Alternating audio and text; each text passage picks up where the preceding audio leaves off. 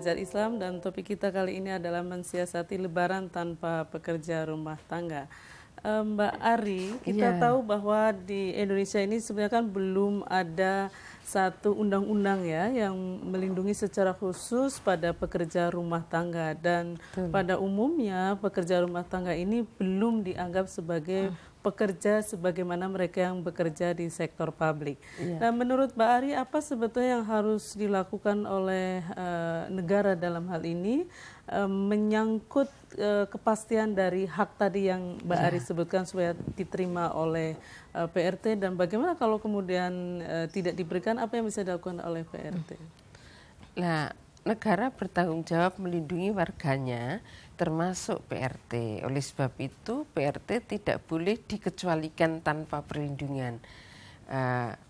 Maka rancangan undang-undang yang sekarang sudah di DPR yang masuk rancangan pembahasan Prolegnas 2012 ini harus dibahas betul dengan mutu yang standar perlindungan dan kemanusiaan, itu disahkan di tahun 2012 ini supaya hak-hak PRT itu dapat diperoleh seperti layaknya pekerja-pekerja di ranah publik.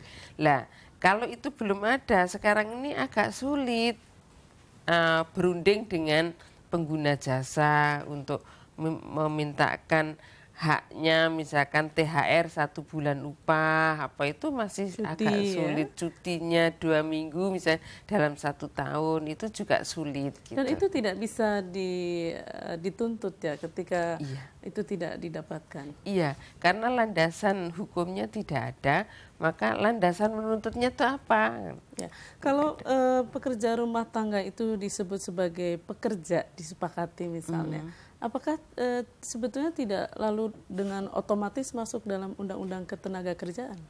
Tidak, karena ruang kerjanya, ruang lingkup kerjanya berbeda sekali dengan yang undang-undang ketenagakerjaan yang mengatur buruh-buruh formal, baik di pabrik, di sektor jasa. Asumsinya sudah berbeda dan tidak memasukkan mereka. Iya, beda. Baik Mbak Ari, pemirsa, ternyata Lebaran ini tidak hanya persoalan perorangan dan keluarga, tapi juga negara.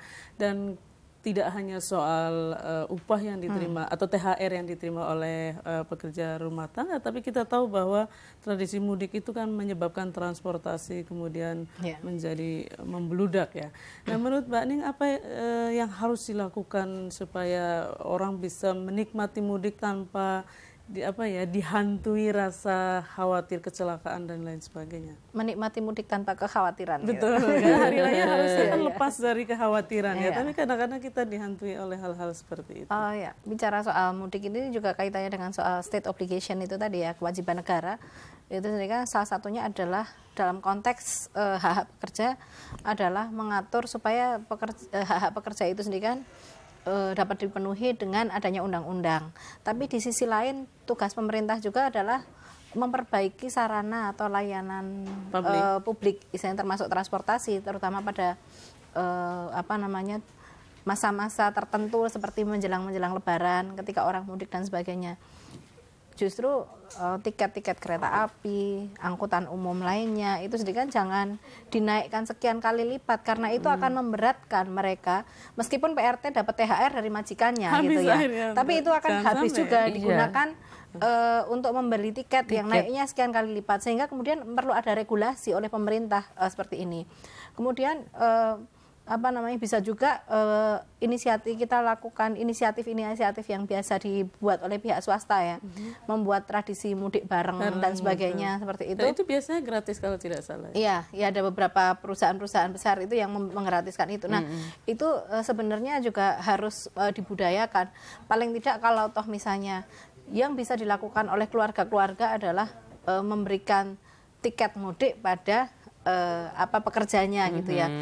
Paling tidak itu bisa tercantum dalam perjanjian, saya nggak tahu apakah 1 tahun boleh pulang sekali atau 2 kali dan sebagainya, dan itu sendiri kan juga bukan karena inisiatif dia, tapi kan karena memang sesuatu ya hak yang diberikan, yang itu terus kan juga bisa dinikmati oleh si pekerja itu sendiri kan pada saat-saat di mana dia membutuhkannya.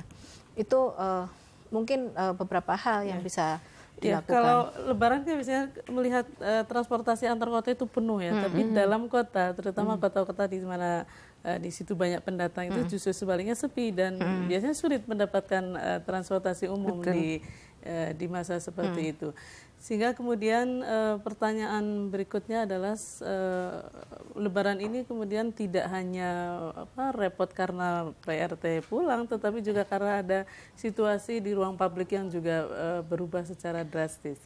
Nah, menurut Mbak Ari sebetulnya bagaimana kita bisa merayakan Idul Fitri, merayakan Lebaran itu, tapi juga tidak mendapatkan kesulitan-kesulitan ya. Bagaimana mensiasati hal itu? Untuk PRT-nya? Ya, untuk PRT dan pengguna jasa. Oh, ya. Saya kira di dalam rumah juga bisa, di luar rumah juga sangat. Iya, kalau untuk pengguna jasanya mungkin mengerahkan tenaga di rumah itu semua untuk kerjasama melakukan pekerjaan rumah tangga, misalkan ada yang menyapu, ada yang mengepel, ada yang memasak.